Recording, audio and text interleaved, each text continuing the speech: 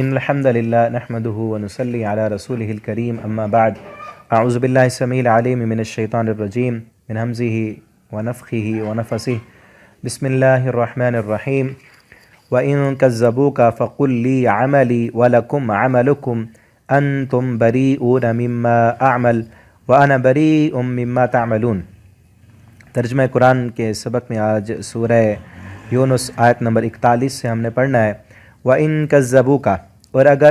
وہ جھٹلا دیں آپ کو، فقل آپ کہہ دیں، لی عملی میرے لیے میرے عمل ہیں۔ پچھلے اسباق میں ہم پڑھ رہے ہیں کہ قرآن کی تصدیق پر اللہ رب العالمین نے یہ چیلنج کیا کہ اگر تم کہتے ہو کہ یہ قرآن نبی صلی اللہ علیہ وسلم اپنی طرف سے بناتے ہیں، تم بھی بنا کر لاؤ، اس جیسا دکھاؤ، ٹھیک ہے نا۔ اور پھر اس قرآن کی تصدیق کے بارے میں یہ بھی آیا کہ یہ قرآن کا جو انکار کر رہے ہیں ان کے پاس کوئی علم نہیں ہے، اس کی حقیقت کا علم نہیں، بس ان کو یہ بھی دیکھنا چاہیے کہ ان سے پہلے لوگوں کا انجام کیسے ہوا۔ اور اب مزید کہا جا رہا ہے کہ اگر یہ ساری چیزیں آنے کے باوجود یہ نہیں مانتے، جھٹلاتے ہیں آپ کو، آپ ان سے کہیں پھر میرے لیے میرے عمل ہیں، تمہارے لیے تمہارے عمل، انا بریء مما اعمل، میں بری ہوں جو تم عمل کر رہے ہو، تم جو قرآن کی تکذیب کرتے ہو، جھٹلاتے ہو، نہیں مانتے، میں اس سے بری ہوں۔ وَأَنَا أَنْتُمْ بَرِيئُونَ مِمَّا أَعْمَلُ، تم بری ہو جو میں عمل کرتا ہوں، وَأَنَا بَرِيءٌ مِمَّا تَعْمَلُونَ، اور میں بری ہوں جو تم عمل کر رہے ہو، تمہارے عمل کا وبال مجھ پر نہیں ہے، اور جو میں کرتا ہوں تم سے نہیں پوچھا جائے گا اس کے بارے میں۔ وَمِنْهُمْ، اور ان میں سے کچھ ایسے بھی ہیں، مَن يَسْتَمِعُونَ إِلَيْكَ، جو کان لگاتے ہیں آپ کی طرف، سنتے ہیں۔ أَفَأَنْتَ تُسْمِعُ الصُّمَّ، کیا آپ سنا سکتے ہیں بہروں کو؟ یعنی کان تو لگاتے ہیں سننے کے لیے، لیکن حقیقت میں دل کے وہ بہرے ہیں۔ وَلَوْ كَانُوا لَا يَعْقِلُونَ، ان کے پاس عقل ہی نہیں، یعنی دل کے کان ان کے بند ہیں، کانوں سے تو سنتے ہیں لیکن دل کے کانوں سے نہیں سن رہے، تو ایسے بندے کو قرآن ہدایت نہیں دے سکتا۔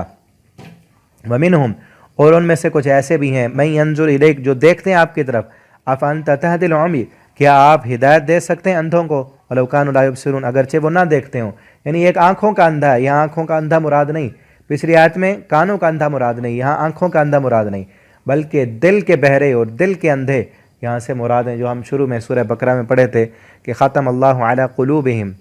اللہ نے ان کے دلوں پر، ان کی آنکھوں پر مہر لگا دی، ان کی آنکھوں پر پردے ہیں، کانوں پر مہر ہے، ٹھیک ہے نا۔ تو یہ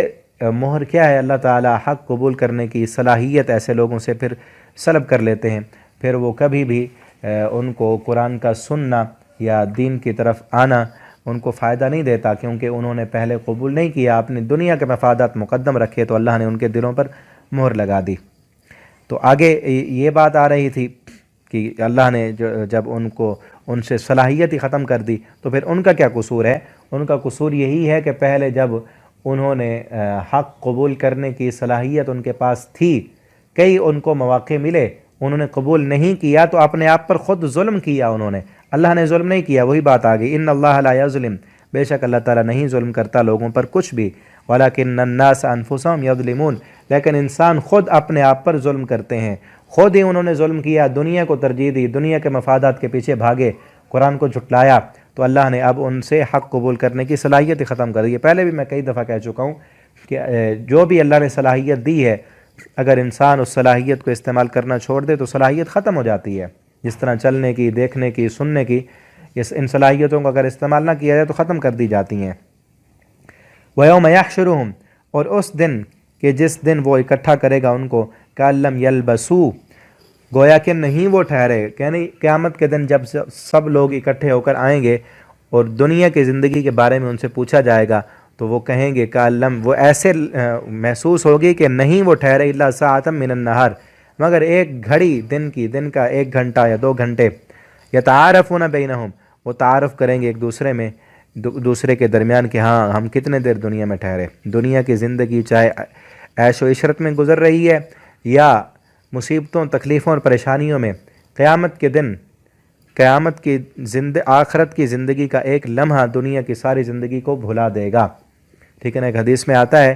کہ ایک انسان جو دنیا میں بڑا مصیبتوں میں، پریشانیوں میں، الجھنوں میں رہا، لیکن اللہ کا فرما بردار، اسے جنت میں بھیجا جائے گا اور پوچھا جائے گا اس سے کیا دنیا میں کبھی تو نے کوئی پریشانی دیکھی تھی؟ وہ کہے گا نہیں، مجھے پتہ نہیں پریشانی تکلیف ہوتی کیا ہے۔ جنت کی زندگی کا ایک لمحہ، وہاں ایک سانس لے گا، دنیا کی ساری تکلیفیں بھول جائیں گی۔ اور اسی طرح ایک بندہ جس نے دنیا میں بڑی عیاشیاں کیں، بڑی سہولیات اس کو تھیں، لیکن اللہ کا نافرمان تھا، اللہ کا باغی، بغاوتوں میں زندگی بسر کرنے والا، اس کو کوئی پریشانی، کوئی بیماری، کوئی مصیبت، تکلیف نہیں آئی، اس کو جہنم میں ڈال کر ایک ڈبکی لگوا کر پوچھا جائے گا بتا کبھی سکھ دیکھا تو نے، کبھی کوئی آرام، سکون، کوئی لذتیں دیکھیں؟ وہ کہے گا مجھے پتہ ہی نہیں کہ سکھ ہوتا کیا ہے، آسانیاں کیا ہوتی ہیں، میں نے تو ساری زندگی پریشانیوں میں گزاری۔ تو آخرت کی زندگی کا ایک لمحہ دنیا کی ساری زندگی بھلا دے گا، ایسے سمجھیں گے اللہ ساعۃ من النہار کے ایک گھڑی رہے تھے۔ تو اسی لیے میرے بھائیوں، جو زندگی نہ ختم ہونے والی ہے اس زندگی کے لیے اس زندگی کو داؤ پہ نہ لگائیں، ٹھیک ہے نا؟ یہاں کی پریشانی ہے، یہاں کی تکلیفیں، اس دنیا کی آسائشوں کے لیے حرام کو منہ نہ لگائیں، اس دنیا کی سہولیات کے لیے سود کے پیچھے نہ بھاگیں، اس دنیا میں عیاشیاں کرنے کے لیے چوریاں، ڈکیٹیاں اور حرام خوریاں، حرام رستوں کی طرف نہ جائیں، اپنی آخرت کو سنوارنے کی کوشش کریں۔ اللہ تعالیٰ سے دعا ہے اللہ تعالیٰ ہمیں قرآن پڑھنے، اور آخرت سنورتی ہے قرآن پڑھنے سے، سمجھ کر پڑھنے سے۔ آپ خود بھی پڑھیں، دوسروں تک بھی ان اسباق کو پہنچائیں، اور اگر آپ آن لائن پڑھنا چاہتے ہیں نیچے واٹس ایپ نمبر لکھا ہے، آپ رابطہ کریں، آپ کو استاد فراہم کریں گے۔ اللہ تعالیٰ ہم سب کے حامی و ناصر ہوں۔ السلام علیکم ورحمۃ اللہ وبرکاتہ۔